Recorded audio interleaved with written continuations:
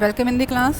अज अपना next topic unit second का chapter 1 topic number 1.18 internal resistance and electromotive force of the cell. हम ये अंडर अपने को हैगा है first internal resistance of a cell. तो मेनली अपने को रजिस्टेंस की होंगी आ कि जे आप किसी भी कंडक्टर की गल कर रहे हैं तो वो अंदर जो भी करंट ने फ्लो करना तो रजिस्टेंस की करती है अगे वधन तो रोकती है, रुकावट पैदा करती है। उवें ही हम अपने को कोई सैल दिता होया तो वो इंटरनल रजिस्टेंस की होंगी आप देखना कि जो किसी भी सर्किट के नाल आपां कोई सैल कनैक्ट करते हैं तो उन्होंने की करना है सर्किट के विचों चार्ज में ड्राइव करना शुरू कर दिया। तो इस नैक्सट के अपने को की आ जाऊगा कि जे हम चार्ज ने फ्लो करना शुरू किया तो आप की कह दें कि वो अंदर करंट ने पास करना शुरू करता। जे हम चार्ज ही फ्लो नहीं करूँगा तो करंट की कोई भी वैल्यू नहीं आऊगी।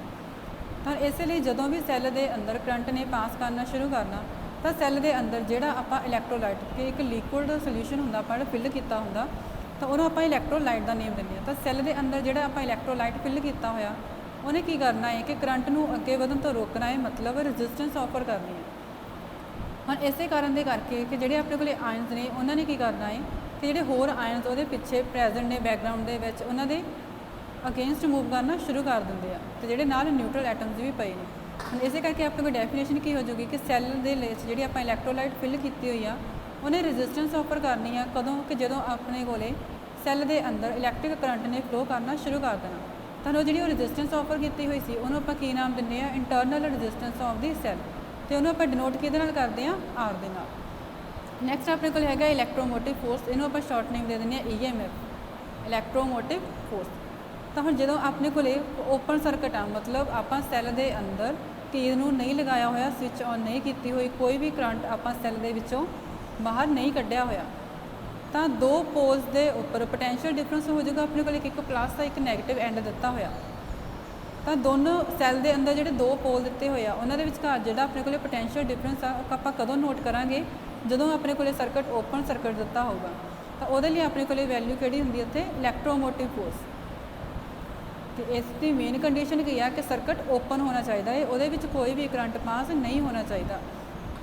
हाँ इस EMF के कारण जोड़ा अपने को सर्किट दिता होगा वो अंदर चार्ज ने सैल ने की करना चार्ज में ड्राइव करना शुरू कर देना। हम इन्हों पर नोट करते हैं ये तो यूनिट्स अपने को की ने वोल्ट, वी और जूल पर कूलम। फिर नैक्सट अपने को कि सैल की EMF की वैल्यू 1 वोल्ट कदों होगी जो आपू 1 जूल ऑफ वर्क करना पैंदा कि आप कितना काम कर रहे हैं, 1 जूल क्यों कर रहे हैं कि द्वारा किया जा रहा वो सैल के द्वारा इस परफॉर्मड बाय दी सैल। तो वो की कर रहे हैं कि जो आप चार्ज को 1 कूलम ऑफ चार्ज को मूव करवाना है उस सर्किट के अंदर।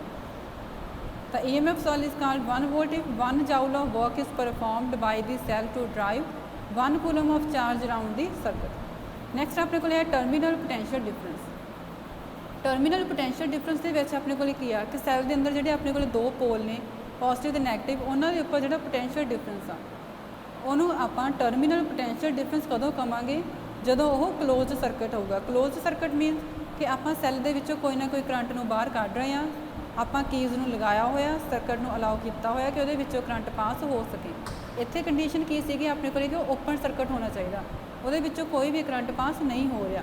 ये वाला मेन डिफरेंस अपने को टर्मिनल पोटेंशियल डिफरेंस तो इलैक्ट्रोमोटिव फोर्स के। टर्मिनल पोटेंशियल डिफरेंस को आप कि शो करते हैं V के। तो इन्हों दी यूनिट्स की जोड़ियाँ अपने को EMF दी यूनिट्स आ रही सी उन्होंने सेम होंगे। हाँ नैक्सट अपने को क्या कि कोई भी सर्किट आप दिता होया जो वो अंदर करंट ने पास करना शुरू करना तो वह पोटेंशियल डिफरेंस की करूँगा ड्रॉप करना शुरू कर देंगे, मतलब डिक्रीज़ कर जाता है। There is a fall of potential across the internal resistance कि सैल के अंदर जी इंटरनल रजिस्टेंस सी वो अक्रॉस पोटेंशियल ने की करना डिक्रीज़ करना शुरू कर देना। तो इस करके जी पोटेंशियल डिफरेंस की अपने को वैल्यू आ रही है सैल के दो पोल्स के अक्रॉस वो हमेशा ही घट होगी। किन्ने अमाउंट के नाल घट होगी less than the EMF of the cell कि सैल का जिन्ना अपने को EMF आ किन्ने अमाउंट के नाल जिन्ना वो इंटरनल रजिस्टेंस के अक्रॉस पोटेंशियल ड्रॉप हो रहा। सैल की इंटरनल रजिस्टेंस के अक्रॉस जिन्ना पोटेंशियल ड्रॉप घट होगा उन्ना वो अमाउंट के इक्वल ही अपने को सैल का EMF होगा। तो वो तो घट अपने को की हो जाएगा वह पोटेंशियल डिफरेंस। नैक्सट हम अपने को है एक्सप्रैशन ड्राइव करना आप इंटरनल रजिस्टेंस के लिए। हम ये आप सपोज करते हैं कि अपने को कोई भी सैल दिता होया जिसका EMF E आ तो इंटरनल रजिस्टेंस अपने को कितनी R कि सैल दे नाल आपां इंटरनल रजिस्टेंस कितनी हो गई दी आर, इसलिए आपां नूं आर नाल नोट किया। तो एक्सटर्नल रजिस्टेंस आ जी आपां बाहरों लगाई हुई है सर्किट के अंदर, उन्होंने आपां शो किया है कैपिटल आर दे नाल। कि इत्थे हैगी के नाल आपां प्रेस किया कि जे आपां के नूं प्रेस कर रहे हैं तो सर्किट अपने को लिखिया ऑन हो जाऊगा, क्लोज हो जाऊगा। इत्थे देखो आपां के नूं ऑन नहीं किया होया, इहदे विच नहीं लगाया होया, तां ही आपां इहनूं आपस दे विच ज्वाइन नहीं किया होया।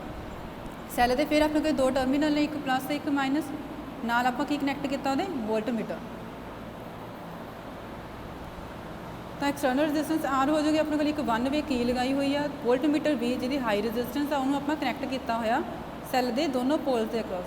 हुण जदों सर्किट अपने को ओपन आ, कोई भी करंट वो विचों पास नहीं हो रहा, तो हुण आपां EMF की डेफिनेशन लगावांगे कि जिन्नी वोल्टमीटर के उपर रीडिंग आऊगी वो किहदे इक्वल आऊगी, सैल के EMF के उन्होंने आपां कितना शो किया सीगा इहदे विच E दे इक्वल।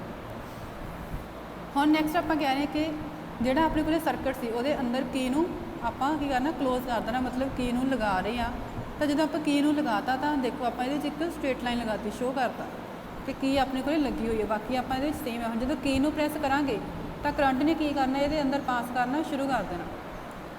तो जो हम करंट वो अंदर पास कर रहा है तो नैक्सट अपने को हो जाएगा कि इंटरनल रजिस्टेंस जी सैल की अपने को आर सी तो एक्सटर्नल रजिस्टेंस आर सी, आप दोनों की सीरीज़ के लगाई हुई सी। तो हम इन्हों के अंदर टोटल रजिस्टेंस कितनी हो जाएगी आर प्लस आर के प्लस हो गया।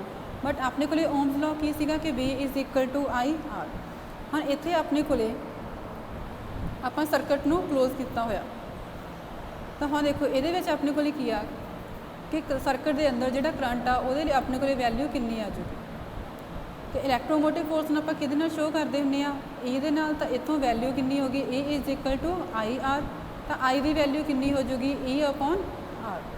बट अपने को टोटल रजिस्टेंस की वैल्यू कितनी आ आर प्लस आर, तो आप आर की जगह पर की लिखांगे आर प्लस आर। तो ये कदों सीगा अपने को कि जदों सर्किट के अंदर करंट पास नहीं सी होया। हुण आप नैक्सट कंडीशन लै रहे हैं कि जदों आप सैल के विचों करंट नूं बाहर कढ़ रहे हैं, मतलब पास करवाना शुरू किया, बट वो कदों पास होगा जदों आप की नूं उहदे अंदर लगा रहे हैं।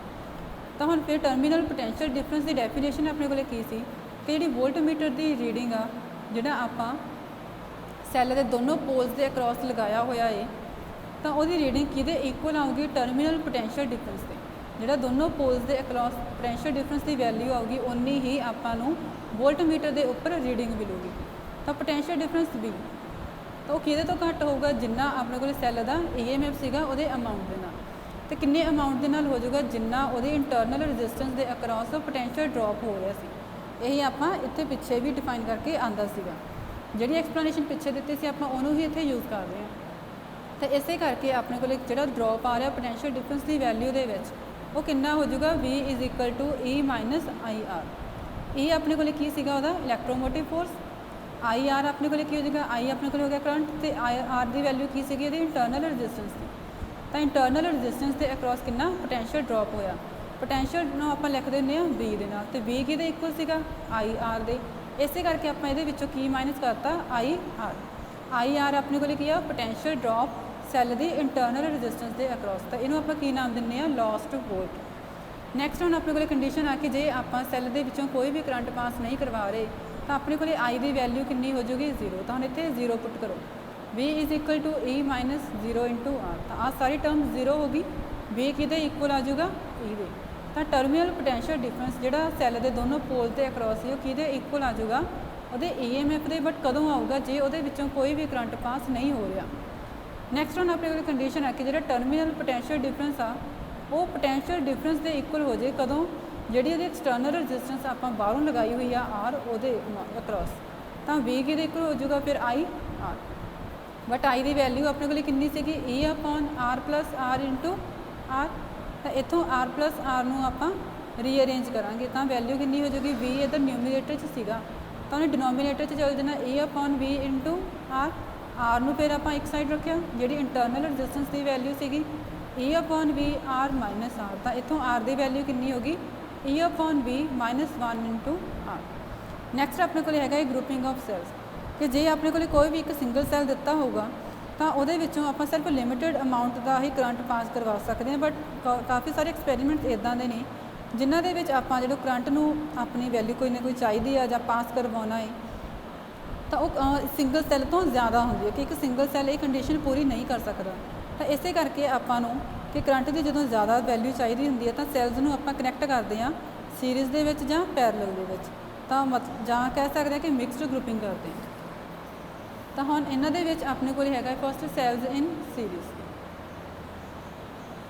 ਹੁਣ ਫਸਟ ਆਪਣੇ ਕੋਲ ਕੰਡੀਸ਼ਨ ਆ ਕਿ when cells are of the same EMF and internal resistance, ਕਿ ਜਿਹੜੇ ਸੈੱਲਸ ਆਪਾਂ ਨੂੰ ਦਿੱਤੇ ਹੋਏ ਆ ਉਹਨਾਂ ਦਾ EMF ਦੀ ਵੈਲਿਊ ਸੇਮ ਆ ਅਤੇ ਇੰਟਰਨਲ ਰੈਜ਼ਿਸਟੈਂਸ ਦੀ ਵੈਲਿਊ ਵੀ ਸੇਮ ਆ। ਤਾਂ ਹੁਣ ਇਸ ਡਾਇਗਰਾਮ ਦੇ ਵਿੱਚ ਆਪਣੇ ਕੋਲ ਕੀ ਆ, ਇੱਕ ਤੋਂ ਜ਼ਿਆਦਾ ਸੈੱਲ ਸ਼ੋ ਕੀਤੇ ਹੋਏ ਆ ਤਾਂ ਕਿੰਨੇ ਨੰਬਰ ਆਫ ਸੈੱਲਸ ਨੇ ਆਪਣੇ ਕੋਲ N, ਹਰੇਕ ਦੇ ਲਈ EMF ਦੀ ਵੈਲਿਊ ਕਿੰਨੀ ਆ ਆਪਣੇ ਕੋਲ E, ਐਕਸਟਰਨਲ ਰੈਜ਼ਿਸਟੈਂਸ ਆਪਾਂ ਕਿੰਨੀ ਲਗਾਈ ਹੋਈ ਆ R, ਤਾਂ ਇਹਦੇ ਵਿੱਚੋਂ ਕਰੰਟ ਕਿੰਨਾ ਪਾਸ ਹੋ ਰਿਹਾ ਹੈ I। ਤਾਂ ਉਹੀ ਸਾਰਾ ਕੁਝ ਤੁਸੀਂ ਪਹਿਲਾਂ ਥਿਊਰੀ ਦੇ ਵਿੱਚ ਲਿਖੋਗੇ। ਜੇ ਹੁਣ ਸੀਰੀਜ਼ ਕੰਬੀਨੇਸ਼ਨ ਆ ਆਪਣੇ ਕੋਲੇ ਤਾਂ ਫਸਟ ਸੈੱਲ ਜੇ ਆਪਾਂ ਨੈਗੇਟਿਵ ਟਰਮੀਨਲ ਦੇ ਨਾਲ ਕਨੈਕਟ ਕੀਤਾ ਹੋਇਆ ਹੈ ਤਾਂ ਉਹ ਸੈਕਿੰਡ ਦੇ ਪੋਜ਼ਿਟਿਵ ਟਰਮੀਨਲ ਦੇ ਨਾਲ ਅਟੈਚ ਹੋਊਗਾ। ਤਾਂ ਇਸੇ ਤਰ੍ਹਾਂ ਅੱਗੇ ਦੀ ਅੱਗੇ ਆਪਾਂ ਉਹਨਾਂ ਨੂੰ ਅਟੈਚ ਕਰਦੇ ਕਿ ਜਿਵੇਂ ਆਪਾਂ ਇੱਥੇ ਕਹਿ ਦਈਏ ਕਿ ਫਸਟ ਸੈੱਲ ਦਾ ਪੋਜ਼ਿਟਿਵ ਸੀਗਾ, ਆਪਾਂ ਨੈਗੇਟਿਵ ਟਰਮੀਨਲ ਐਡ ਕੀਤਾ, ਫਿਰ first cell the negative and ਦੂਜੇ ਸੈੱਲ ਦੇ ਪੋਜ਼ਿਟਿਵ ਦੇ ਨਾਲ ਕਨੈਕਟ ਹੋਊਗਾ। ਇਸੇ ਤਰ੍ਹਾਂ ਅੱਗੇ ਦੇ ਅੱਗੇ ਆਪਾਂ ਇਹ ਅਰੇਂਜਮੈਂਟ ਕਰਨੀ ਹੈ। ਹਾਂ, ਜੋ ਸੈੱਲਸ ਨੂੰ ਆਪਾਂ ਸੀਰੀਜ਼ ਦੇ ਵਿੱਚ ਕਨੈਕਟ ਕੀਤਾ ਹੋਇਆ ਤਾਂ ਟੋਟਲ EMF ਦੀ ਵੈਲਿਊ ਉਹ ਕਿਹਦੇ ਇਕੁਅਲ ਆਊਗੀ ਕਿ ਜਿੰਨੀ ਆਪਣੇ ਕੋਲੇ ਇਕੱਲੇ ਸੈੱਲ ਦੀ EMF ਦੀ ਵੈਲਿਊ ਸੀ ਉਹਨਾਂ ਨੂੰ ਪਲੱਸ ਕਰਕੇ ਆਪਾਂ ਟੋਟਲ ਵੈਲਿਊ ਫਾਈਂਡ ਕਰ ਸਕਦੇ ਹਾਂ। ਹੁਣ ਆਪਣੇ ਕੋਲੇ ਕੀ ਸੀਗਾ ਕਿ ਹਰੇਕ ਸੈੱਲ ਦੇ ਲਈ EMF ਦੀ ਵੈਲਿਊ ਕਿੰਨੀ ਆ E, but total number of cells ਕਿੰਨੇ ਨੇ ਆਪਣੇ ਕੋਲੇ N, ਤਾਂ ਟੋਟਲ EMF ਦੀ ਵੈਲਿਊ ਕਿੰਨੀ ਹੋ ਜੂਗੀ ਆਪਣੇ ਕੋਲ N × E। ਹੁਣ ਇਸੇ ਲਈ ਇੰਟਰਨਲ ਰੈਜ਼ਿਸਟੈਂਸ ਆ ਉਹ ਵੀ ਆਪਣੇ ਕੋਲੇ ਕੀ ਆ, ਸੀਰੀਜ਼ ਦੇ ਵਿੱਚ ਹੀ ਆ। ਤਾਂ ਆਪਣੇ ਕੋਲੇ N ਨੰਬਰ ਆਫ ਸੈੱਲ ਸੀਗੇ ਤੇ ਹਰੇਕ ਸੈੱਲ ਦੇ ਲਈ ਇੰਟਰਨਲ ਰੈਜ਼ਿਸਟੈਂਸ ਦੀ ਵੈਲਿਊ ਕਿੰਨੀ ਸੀਗੀ R, ਤਾਂ ਟੋਟਲ ਇੰਟਰਨਲ ਰੈਜ਼ਿਸਟੈਂਸ ਕਿੰਨੀ ਹੋ ਜੂਗੀ N × R। ਹੁਣ ਇੱਕ ਆਪਣੇ ਕੋਲੇ ਕਿਸੇ ਐਕਸਟਰਨਲ ਰੈਜ਼ਿਸਟੈਂਸ ਵੀ ਆਪਾਂ ਲਗਾਈ ਹੋਈ ਆ, ਤਾਂ ਹੁਣ ਆਪਾਂ ਟੋਟਲ ਰੈਜ਼ਿਸਟੈਂਸ ਦੇਖਣੀ ਕਿੰਨੀ ਹੋ ਜੂਗੀ R + N R। ਤਾਂ ਹੁਣ ਆਪਣੇ ਕੋਲ ਕੀ ਹੈ ਨੈਕਸਟ ਕੰਡੀਸ਼ਨ ਦੇ ਵਿੱਚ ਕਿ ਜੇ ਆਪਾਂ ਕਰੰਟ ਦੀ ਵੈਲਿਊ ਫਾਈਂਡ ਕਰਨੀ ਚਾਹੁੰਦੇ ਹਾਂ ਕਿ ਕਿੰਨਾ ਕਰੰਟ ਸਰਕਟ ਦੇ ਵਿੱਚੋਂ ਪਾਸ ਹੋ ਰਿਹਾ, ਤਾਂ I ਕਿਹਦੇ ਇਕੁਅਲ ਹੋ ਜੂਗਾ, ਆਪਾਂ ਪਿੱਛੇ ਇਹ ਇਕੁਏਸ਼ਨ ਯੂਜ਼ ਕੀਤੀ ਸੀਗੀ E/R + R।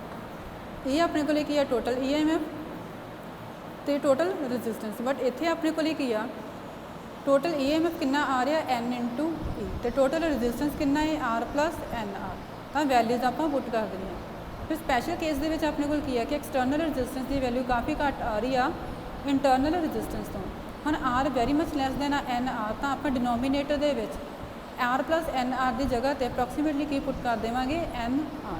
ਤਾਂ N ਦੇ ਨਾਲ N ਕੱਟ ਹੋ ਕੇ ਆਪਣੇ ਕੋਲ ਰਿਲੇਸ਼ਨ ਕੀ ਰਹਿ ਗਿਆ E/R, ਮਤਲਬ ਸਿੰਗਲ ਸੈੱਲ ਦੇ ਕਾਰਨ ਕਰੰਟ ਆ ਰਿਹਾ। Next condition R very much greater then NR, ਕਿ ਜਦੋਂ ਐਕਸਟਰਨਲ ਰੈਜ਼ਿਸਟੈਂਸ ਦੀ ਵੈਲਿਊ ਬਹੁਤ ਜ਼ਿਆਦਾ ਹੈ ਤਾਂ R + NR ਅਪਰੋਕਸੀਮੇਟਲੀ ਕਿਹਦੇ ਇਕੁਅਲ ਆ ਜਾਊਗਾ R ਦੇ, ਤਾਂ I ਦੀ ਵੈਲਿਊ 'ਚ ਪੁੱਟ ਕਰ ਦਿਓ NE/R, ਮਤਲਬ ਕਿ ਸਿੰਗਲ ਕਰੰਟ ਸੈੱਲ ਦਾ ਜਿਹੜਾ ਕਰੰਟ ਸੀ ਉਹ N ਟਾਈਮਸ ਹੋ ਜਾਊ, ਵੱਧ ਜਾਊਗਾ। ਨੈਕਸਟ ਆਪਣੇ ਕੋਲ ਹੈਗਾ ਕਿ ਸੈੱਲਸ ਦੀ ਜਿਹੜੀ EMF ਦੀ ਵੈਲਿਊ ਆ ਉਹ ਅਲੱਗ-ਅਲੱਗ ਦਿੱਤੀ ਹੋਈ ਆ ਤੇ ਇੰਟਰਨਲ ਰੈਜ਼ਿਸਟੈਂਸ ਵੀ ਕੀ ਆ, ਅਲੱਗ-ਅਲੱਗ। ਤਾਂ ਫਿਰ ਆਪਣੇ ਕੋਲ ਕੋਈ ਦੋ ਸੈੱਲ ਦਿੱਤੇ ਹੋਏ ਨੇ E1 ਤੇ E2। ਫਸਟ ਸੈੱਲ ਦੇ ਲਈ ਆਪਣੇ ਕੋਲੇ ਇੰਟਰਨਲ ਰੈਜ਼ਿਸਟੈਂਸ ਦੀ ਵੈਲਿਊ ਕਿੰਨੀ ਆ R1, ਸੈਕਿੰਡ ਦੇ ਲਈ ਵੈਲਿਊ ਹੈਗੀ ਆ R2 ਤੇ ਕਰੰਟ ਕਿੰਨਾ ਪਾਸ ਹੋ ਰਿਹਾ ਇਹਦੇ ਵਿੱਚੋਂ I।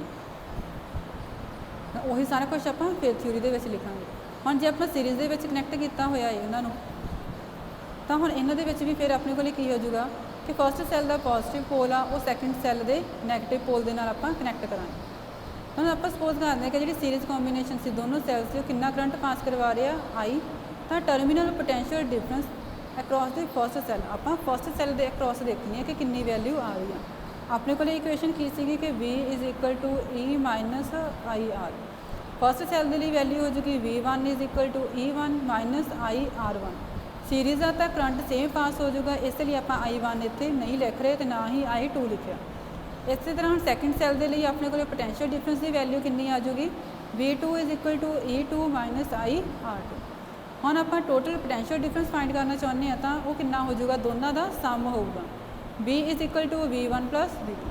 ਵੈਲਿਊਜ਼ ਪੁੱਟ ਕਰਕੇ ਆਪਾਂ ਰੀਅਰੇਂਜ ਕਰਾਂਗੇ, E1 ਤੇ E2 ਇਕੱਠੇ ਕਰਾਂਗੇ, ਫਿਰ IR1 ਤੇ IR2, I ਸੇਮ ਸੀ ਤਾਂ I ਕਾਮਨ, ਤਾਂ ਨੈਟ ਰਿਜ਼ਲਟ ਕੀ ਬਣ ਗਿਆ V = E1 + E2 - I × R1 + R2। ਤੇ ਜੇ ਆਪਣੇ ਕੋਲੇ ਇਫੈਕਟਿਵ EMF E ਹੋਊਗਾ ਤੇ ਇੰਟਰਨਲ ਰੈਜ਼ਿਸਟੈਂਸ ਜਿਹੜੀ ਇਫੈਕਟਿਵ R ਦਾ, ਤਾਂ ਸੀਰੀਜ਼ ਕੰਬੀਨੇਸ਼ਨ ਦੇ ਲਈ ਆਪਾਂ ਕੀ ਰਿਲੇਸ਼ਨ ਲਿਖ ਸਕਦੇ ਹਾਂ V = E - IR। ਹੁਣ ਇਹਨਾਂ ਦੋਨੋਂ ਇਕੁਏਸ਼ਨਸ ਨੂੰ ਕੰਪੇਅਰ ਕਰ ਦਿਓ। ਕੰਪੇਅਰ ਕਰਨ ਤੇ ਆਪਣੇ ਕੋਲੇ E ਕਿਹਦੇ ਇਕੁਅਲ ਹੋ ਜਾਊਗਾ E1 + E2, R ਕਿਹਦੇ ਇਕੁਅਲ ਹੋ ਜਾਊਗਾ R1 + R2। ਹੁਣ ਆਪਣੇ ਕੋਲ ਨੈਕਸਟ ਹੈਗਾ ਕਿ ਜਿਹੜਾ ਸੀਰੀਜ਼ ਕੰਬੀਨੇਸ਼ਨ ਆ ਦੋਨੋਂ ਸੈਲਸ ਦਾ ਉਹ ਕਿੰਨਾ ਕਰੰਟ ਪਾਸ ਕਰਵਾ ਰਿਹਾ ਸੀਗਾ I, ਜਿਹੜੀ ਐਕਸਟਰਨਲ ਰੈਜ਼ਿਸਟੈਂਸ ਆਪਾਂ R ਅਪਲਾਈ ਕਰਵਾਈ ਹੋਈ ਸੀ, ਤਾਂ ਉਹਦੇ ਲਈ I ਦੀ ਵੈਲਿਊ ਫਿਰ ਕਿੰਨੀ ਹੋ ਜਾਊਗੀ E/R + R। ਤਾਂ ਇਹਦੇ ਵਿੱਚ E ਤੇ R ਦੀਆਂ ਵੈਲਿਊਜ਼ ਨੂੰ ਪੁੱਟ ਕਰ ਦੇਣਾ ਆਪਾਂ, ਤਾਂ ਉਹ ਰਿਲੇਸ਼ਨ ਆਪਣੇ ਕੋਲੇ ਫਿਰ ਕਿੰਨਾ ਬਣ ਜਾਊਗਾ E1 - ਕਿ ਜੇ ਆਪਣੇ ਕੋਲੇ ਸੀਰੀਜ਼ ਦੇ ਵਿੱਚ ਜਿਹੜੇ ਸੈੱਲ ਲਗਾਏ ਹੋਏ ਨੇ ਉਹ ਇੱਕ ਦੂਜੇ ਨੂੰ ਅਪੋਜ਼ ਕਰਨਗੇ ਤਾਂ E ਦੀ ਵੈਲਿਊ ਕਿੰਨੀ ਹੋ ਜਾਊਗੀ E1 - E2, ਤੇ ਟੋਟਲ ਵੈਲਿਊ ਇੰਟਰਨਲ ਰੈਜ਼ਿਸਟੈਂਸ ਦੀ ਕਿੰਨੀ ਆ R1 + R2। ਤਾਂ ਆਪਾਂ ਇਹ ਵੈਲਿਊਜ਼ ਪੁੱਟ ਕਰ ਲਓ। ਨੈਕਸਟ ਹੈ ਸੈਲਸ ਇਨ ਪੈਰਲਲ। ਤਾਂ ਫਸਟ ਕੇਸ ਇਹਦਾ ਆਪਣੇ ਕੋਲ ਹੈਗਾ ਹੈ ਕਿ ਜਿਹੜੇ ਆਪਣੇ ਕੋਲ ਸੈਲਸ ਦਿੱਤੇ ਹੋਏ ਨੇ ਉਹਨਾਂ ਦੀ EMF ਦੀ ਵੈਲਿਊ ਵੀ ਸੇਮ ਆ ਤੇ ਇੰਟਰਨਲ ਰੈਜ਼ਿਸਟੈਂਸ ਦੀ ਵੈਲਿਊ ਵੀ ਸੇਮ ਆ। ਪੈਰਲਲ ਕੰਬੀਨੇਸ਼ਨ ਦੇ ਵਿੱਚ ਆਪਾਂ ਇਸ ਤਰ੍ਹਾਂ ਅਰੇਂਜਮੈਂਟ ਕਰ ਦਿੰਦੇ ਹਾਂ। ਐਕਸਟਰਨਲ ਰੈਜ਼ਿਸਟੈਂਸ ਕਿੰਨੀ ਆ ਆਪਣੇ ਕੋਲੇ R, ਤਾਂ ਹੁਣ ਕਿੰਨਾ ਇਹਦੇ ਵਿੱਚ ਆਪਾਂ ਕਰੰਟ ਪਾਸ ਕਰਵਾ ਰਹੇ ਸੀਗੇ I ਕਰੰਟ ਨੂੰ ਆਪਾਂ ਪਾਸ ਕਰਵਾ ਰਹੇ ਹਾਂ, ਤਾਂ ਅੱਗੇ ਜਾ ਕੇ ਕੀ ਆ ਪਾਰਟੀਸ਼ਨਸ ਹੋ ਰਹੀਆਂ ਨੇ, ਮਤਲਬ ਟੋਟਲ ਕਰੰਟ ਜਿਹੜਾ I ਸੀ ਉਹਨੇ ਕਿੰਨੇ ਪਾਰਟਸ ਦੇ ਵਿੱਚ ਡਿਵਾਈਡ ਹੋ ਜਾਣਾ ਜਿੰਨੀ ਆਪਾਂ ਪਾਰਟੀਸ਼ਨ ਕੀਤੀ ਹੋਈ ਸੀ। ਸਪੋਜ਼ ਕਿ ਇਹਦੇ ਵਿੱਚੋਂ ਕਰੰਟ ਕਿੰਨਾ ਪਾਸ ਹੋ ਜਾਊਗਾ I1 I2 I3 I4 I5 ਜਿੰਨੇ ਵੀ ਆਪਾਂ ਕੰਬੀਨੇਸ਼ਨ ਲਗਾਏ। ਹੁਣ ਆਪਣੇ ਕੋਲ ਇੱਥੇ M ਸੈਲਸ ਦਿੱਤੇ ਹੋਏ ਨੇ, ਪਿਛਲੇ ਦੇ ਵਿੱਚ ਆਪਾਂ ਕਿੰਨੇ ਸੈੱਲ ਲੈ ਕੇ ਚੱਲੇ ਸੀ N ਸੈੱਲ, ਇੱਥੇ ਆਪਾਂ ਅਲੱਗ ਨੋਟੇਸ਼ਨ ਸ਼ੋ ਕਰਤੀ ਤਾਂ ਕਿੰਨੇ ਸੈੱਲ ਨੇ ਆਪਣੇ ਕੋਲ M। ਹਰੇਕ ਸੈੱਲ ਦੇ ਲਈ EMF ਦੀ ਵੈਲਿਊ ਕਿੰਨੀ ਆ E, ਇੰਟਰਨਲ ਰੈਜ਼ਿਸਟੈਂਸ ਦੀ ਵੈਲਿਊ ਵੀ ਕਿੰਨੀ ਆਊਗੀ ਇਹਦੇ ਵਿੱਚ R। ਹੁਣ ਸੈਲਸ ਨੂੰ ਜਦੋਂ ਆਪਾਂ ਪੈਰਲਲ ਦੇ ਵਿੱਚ ਲਗਾਇਆ ਹੋਇਆ ਤਾਂ ਟੋਟਲ EMF ਜਿਹੜਾ ਹੋਊਗਾ ਪੈਰਲਲ ਕੰਬੀਨੇਸ਼ਨ ਦਾ ਉਹ ਕਿਹਦੇ ਇਕੁਅਲ ਆ ਜਾਊਗਾ ਕਿ ਸਿੰਗਲ ਸੈੱਲ ਦੇ EMF ਦੀ ਵੈਲਿਊ ਕਿੰਨੀ ਸੀ। ਤਾਂ ਟੋਟਲ EMF ਕਿੰਨਾ ਹੋ ਜਾਊਗਾ ਆਪਣੇ ਕੋਲੇ ਇੱਥੇ E, ਤੇ ਇੰਟਰਨਲ ਰੈਜ਼ਿਸਟੈਂਸ ਆ ਜਿਹੜੀ ਸੈੱਲ ਦੀ ਉਹਦੀ ਵੈਲਿਊ ਆਪਾਂ ਕਿਵੇਂ ਫਾਈਂਡ ਕਰ ਸਕਦੇ ਹਾਂ ਕਿ ਪੈਰਲਲ ਦੇ ਲਈ ਕੰਡੀਸ਼ਨ ਕੀ ਹੁੰਦੀ ਆ 1/R = 1/R1 + 1/R2 + 1/R3। ਆਪਾਂ ਪੈਰਲਲ ਦੇ ਲਈ ਗੱਲ ਕਰ ਰਹੇ ਹਾਂ ਤਾਂ ਆਪਾਂ ਨੋਟੇਸ਼ਨ ਕੀ ਸ਼ੁਰੂ ਕੀਤੀ ਇੱਥੇ 1/R'। ਹਰੇਕ ਸੈੱਲ ਦੇ ਲਈ ਇੰਟਰਨਲ ਰੈਜ਼ਿਸਟੈਂਸ ਕਿੰਨੀ ਸੀਗੀ R, ਕਿੰਨੇ ਸੈੱਲ ਲਗਾਏ ਹੋਏ ਨੇ ਆਪਾਂ M। ਤਾਂ ਜਦੋਂ ਆਪਾਂ ਇਹਨਾਂ ਸਾਰਿਆਂ ਨੂੰ ਪਲੱਸ ਕਰਦੇ ਹਾਂ ਤਾਂ ਆਪਣੇ ਕੋਲੇ ਵੈਲਿਊ ਕਿੰਨੀ ਹੋ ਜਾਊਗੀ 1/R' = M/R। ਤਾਂ R' ਕਿਹਦੇ ਇਕੁਅਲ ਹੋ ਜਾਊਗਾ R/M ਦੇ। ਹੁਣ ਨੈਕਸਟ ਆਪਣੇ ਕੋਲ ਇਫੈਕਟਿਵ EMF ਤੇ ਇੰਟਰਨਲ ਰੈਜ਼ਿਸਟੈਂਸ ਆ ਜਿਹੜੀ ਸਰਕਟ ਦੇ ਅੰਦਰ ਆ ਜਦੋਂ ਆਪਾਂ ਪੈਰਲਲ ਕੰਬੀਨੇਸ਼ਨ ਕੀਤਾ ਹੋਇਆ ਉਹ ਸਾਰਾ ਆਪਾਂ ਇਸ ਡਾਇਗਰਾਮ ਦੇ ਅੰਦਰ ਸ਼ੋ ਕੀਤਾ ਹੋਇਆ, ਜਿਹੜੀ ਆਪਾਂ ਆਉਣ ਵਾਲੀ ਡਾਇਗਰਾਮ ਕਿ ਟੋਟਲ ਵੈਲਿਊਜ਼ ਜਿੰਨੀਆਂ ਆ ਗਈਆਂ। ਟੋਟਲ EMF ਕਿਉਂਕਿ ਪੈਰਲਲ ਦੇ ਵਿੱਚ ਕਰੰਟ ਵੇਰੀ ਕਰ ਜਾਂਦਾ ਤੇ ਰੈਜ਼ਿਸਟੈਂਸ ਦੀ ਵੈਲਿਊ ਵੀ ਵੇਰੀ ਕਰਦੀ ਹੈ, ਬਟ ਪੋਟੈਂਸ਼ੀਅਲ ਡਿਫਰੈਂਸ ਸੇਮ ਰਹਿੰਦਾ ਹੁੰਦਾ, ਤਾਂ ਹੀ ਆਪਾਂ ਇੱਥੇ E ਦੇ ਨਾਲ ਹੀ ਸ਼ੋ ਕੀਤਾ ਹੋਇਆ।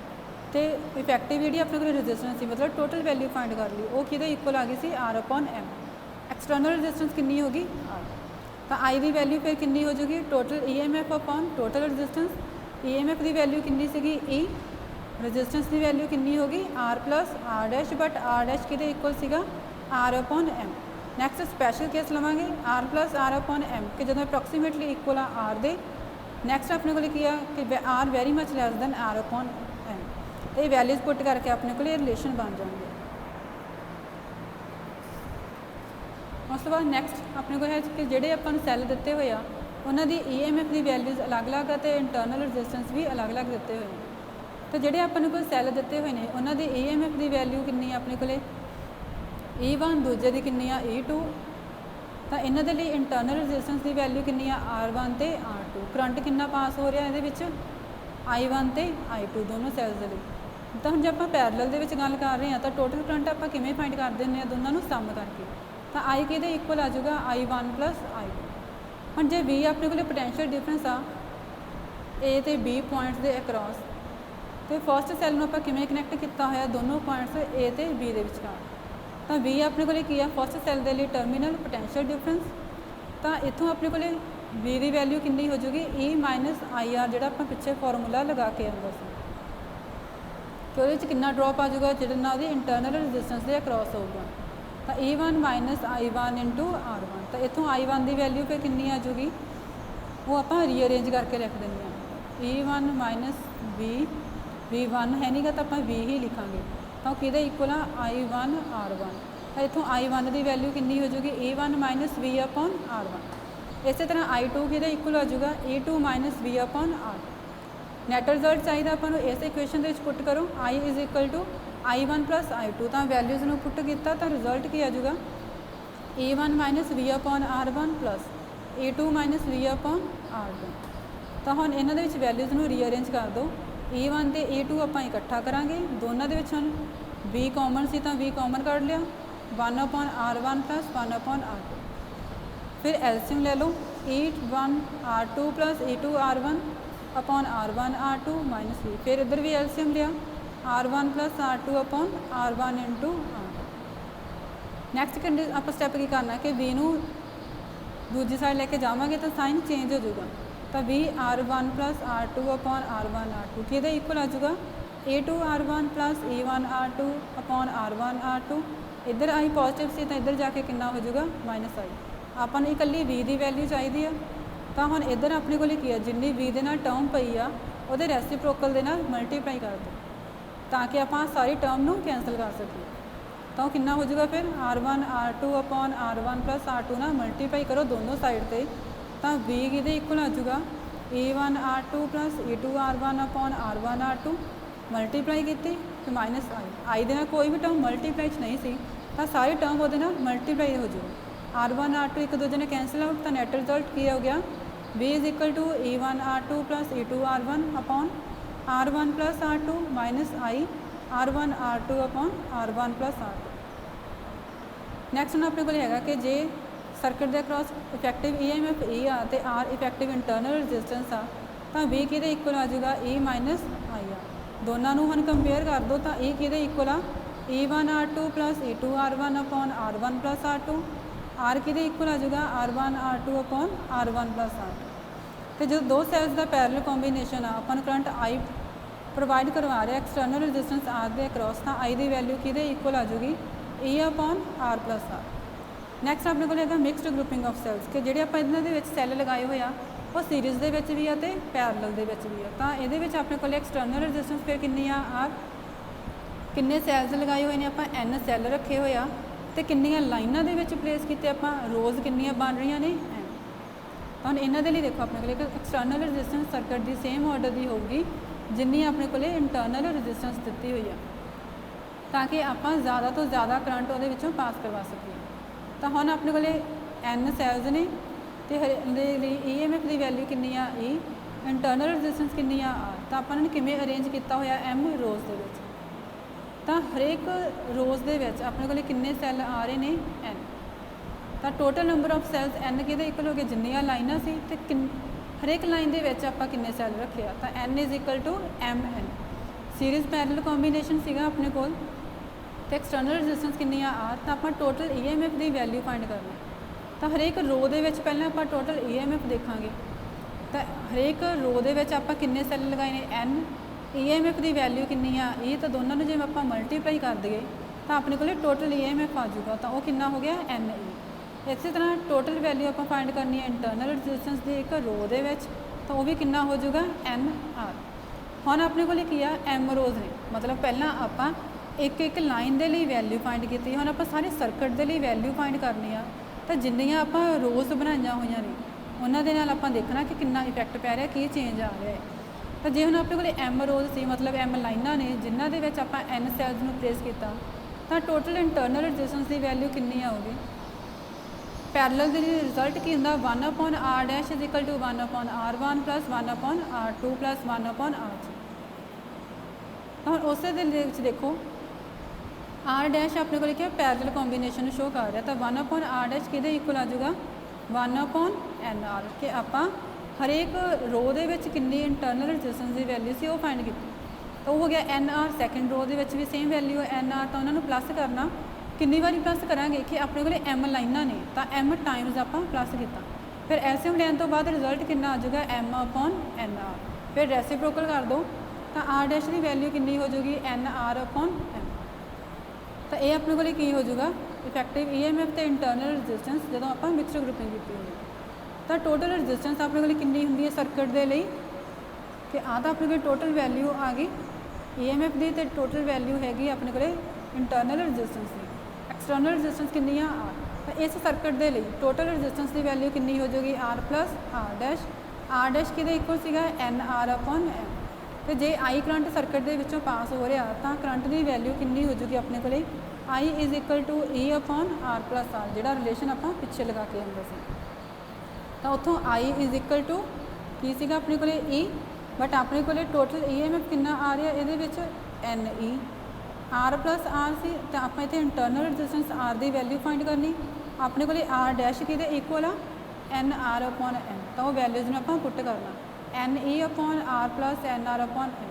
तो फिर डिनोमीनेटर के एलसीएम आप लवांगे तो M R plus N R, ये वाला एम डिनोमीनेटर सीगा तो इन्हें ऊपर चल जाना, बट एम एन कि इक्वल हो जाएगा अपने को एन दे, क्योंकि M rows C N cell सी, तो टोटल नंबर ऑफ सैल्स कितने आ गए एन।